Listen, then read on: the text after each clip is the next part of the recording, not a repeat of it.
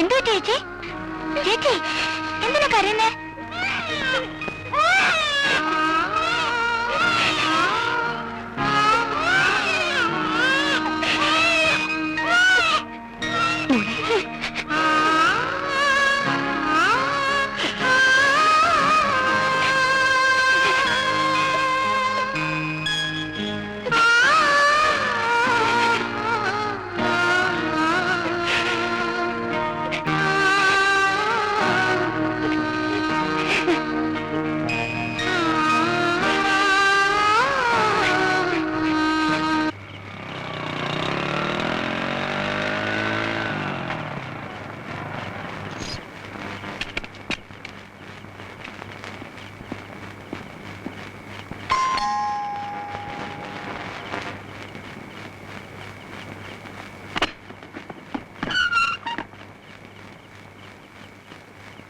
എന്ത് വേണം?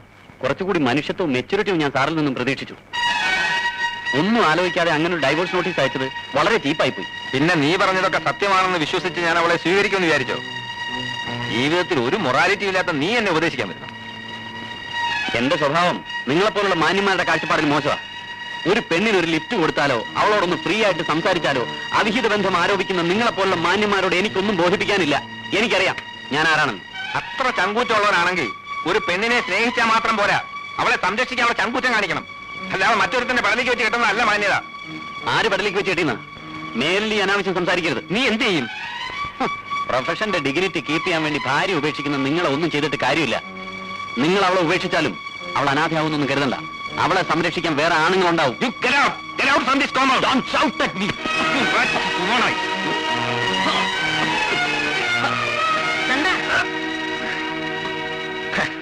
നീ അകത്ത് പോ. ഇത്രയൊക്കെ കാണിച്ചു വെച്ചിട്ട് വീട്ടിൽ കയറി അവന്റെ ഹുങ്ക് കണ്ടില്ലേ? കയറി പോകാനാ പറഞ്ഞത്.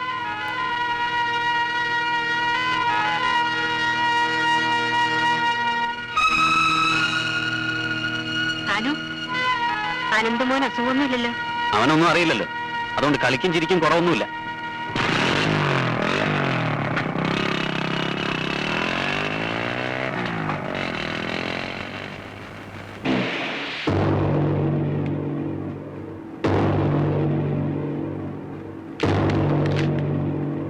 കേസ് നമ്പർ OPHMA 13/93, ഹർജിക്കാരൻ S. നന്ദകുമാർ, എതിർകക്ഷി ആതിര നായർ.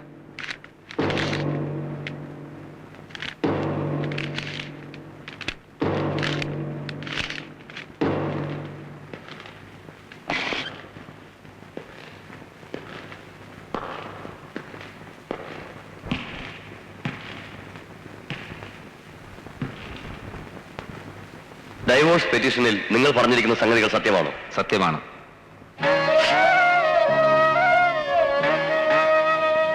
പരസ്പര വിശ്വാസമാണ് ദാമ്പത്യത്തിന്റെ അടിസ്ഥാനം. ആ വിശ്വാസം എനിക്ക് നഷ്ടപ്പെട്ടിരിക്കുന്നു. എന്റെ ഭാര്യയുടെ സ്വഭാവശുദ്ധിയിലും സത്യസന്ധതയിലും ഞാൻ സംശയാലുവാണ്. ഹർജിയോടൊപ്പം സമർപ്പിച്ചിട്ടുള്ള എന്റെ ഭാര്യ ആതിര നായരുടെ കൈപ്പടയിലുള്ള കത്ത് എന്റെ സംശയത്തെ സാധൂകരിക്കുന്നു. ഭർത്താവിനോട് സ്നേഹം ഭാവിക്കുകയും മറ്റൊരു പുരുഷനെ മനസ്സിൽ സൂക്ഷിക്കുകയും ചെയ്യുന്ന ഒരു സ്ത്രീയെ പവിത്രമായ ബന്ധം ആഗ്രഹിക്കുന്ന ഒരു പുരുഷനും ഉൾക്കൊള്ളാനാവില്ല. അതുകൊണ്ട് വിവാഹമോചനം അനുവദിച്ചു തരണമെന്ന് ബഹുമാനപ്പെട്ട കോടതിയോട് ഞാൻ അപേക്ഷിക്കുകയാണ്. എതിർകക്ഷിക്ക് എന്താണ് പറയാനുള്ളത്?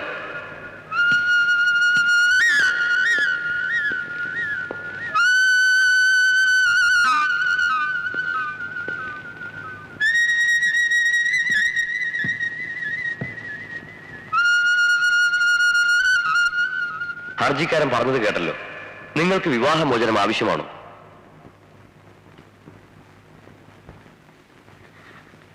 ഞാനങ്ങനെ ആവശ്യപ്പെട്ടിട്ടില്ല. എന്റെ ഭർത്താവിന് വേർപിരിയണമെന്ന് ആഗ്രഹമുണ്ടെങ്കിൽ ഞാനതിനെതിരല്ല.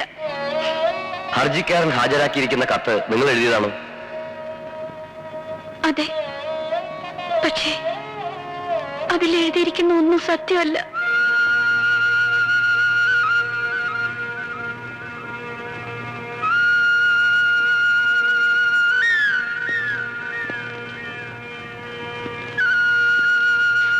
വിവാഹ ജീവിതം എന്ന് പറയുന്നത് പങ്കാളികളുടെ ഇഷ്ടാനുസരണം സ്വീകരിക്കാനും വേണ്ടെന്ന് വെക്കാനുമുള്ള നിസ്സാര സംഗതിയല്ല. പരസ്പരം സംസാരിച്ച് മാനസികമായ അകൽച്ച ഒഴിവാക്കാനുള്ള സാധ്യത മുന്നിലുള്ളതുകൊണ്ട് ഒരു വീണ്ടു വിചാരത്തിനായി ഈ കോടതി 6 മാസത്തെ സമയം അനുവദിക്കുന്നു.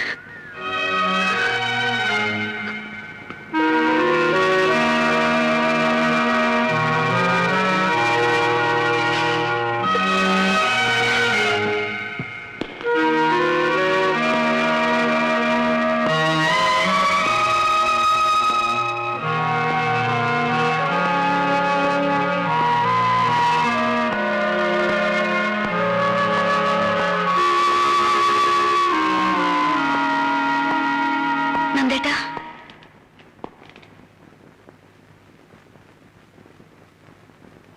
നന്ദേട്ടന്റെ വാദം കേൾക്കാൻ എന്നെ ഒന്ന് കോടതി കൊണ്ടുവരണമെന്ന് ഞാൻ പലപ്പോഴും പറഞ്ഞിട്ടുണ്ട്. പക്ഷെ ഇങ്ങനെ വരേണ്ടി വരുമെന്ന് ഞാൻ ഓർത്തില്ല.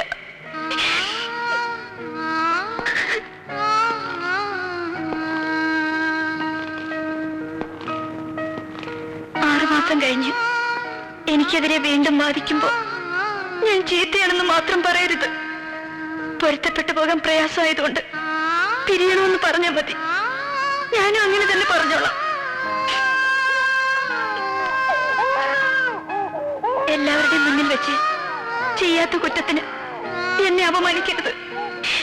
അനന്തമും വലുതാവുമ്പോ അവനും ഞാൻ ചീത്തയാണെന്ന് കരുതിയ പിന്നെ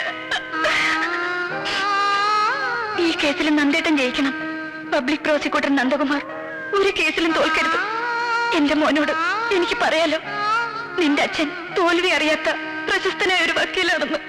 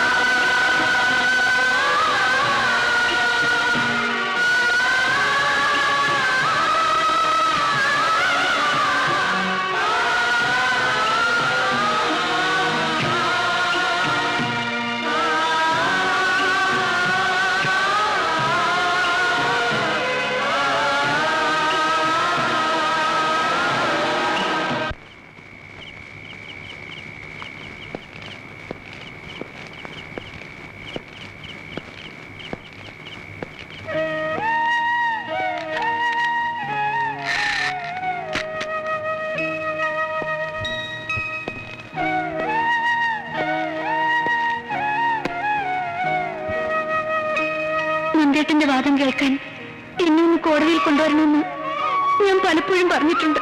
പക്ഷെ ഇങ്ങനെ വരേണ്ടി വരുമെന്ന് ഒരിക്കലും ഞാൻ കരുതിയില്ല. ഈ കേസിലും നന്ദേട്ടൻ ജയിക്കണം.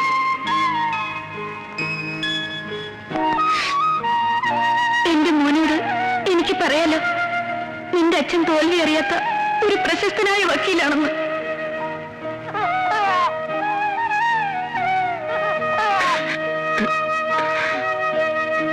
നന്ദേട്ടാ, നന്ദേട്ടാ,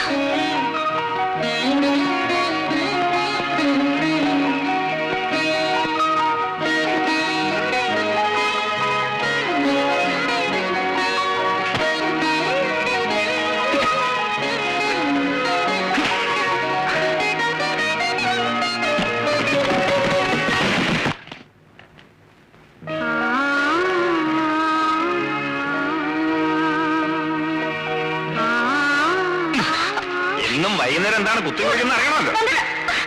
അങ്ങനെ ഇപ്പൊ അറിയണ്ട. ഒരാളുടെ പേഴ്സണൽ ഡയറി വായിക്കുന്ന ശീലം അത്ര നല്ലതല്ല. വലിയ വക്കീലായിട്ട് ഇതൊന്നും അറിയില്ലേ? ഒരു മുതുമുത്തശ്ശനായിട്ട് ഇങ്ങനെ പല്ലുമൊക്കെ കൊഴിഞ്ഞു വടിയും പിടിച്ചു നടക്കുന്ന ഒരു വയസ്സനായി നന്ദേട്ടൻ ഏതെങ്കിലും മൂലയ്ക്ക് കുത്തിയിരിക്കുമ്പോ ഞാൻ അടുത്തു വരും. അന്ന് നമുക്ക് ഒരുമിച്ചിരുന്ന് ഡയറി വായിക്കാം.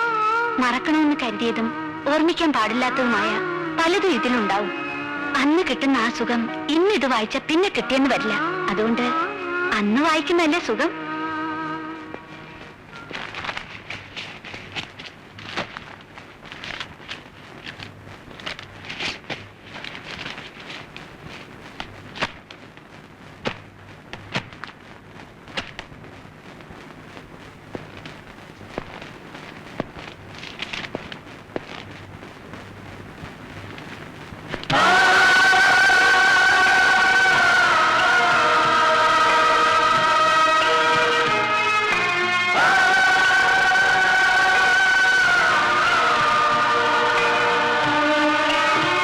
കുസൃത്തരങ്ങളൊക്കെ എഴുതി പിടിപ്പിച്ചിട്ടുണ്ടാവും.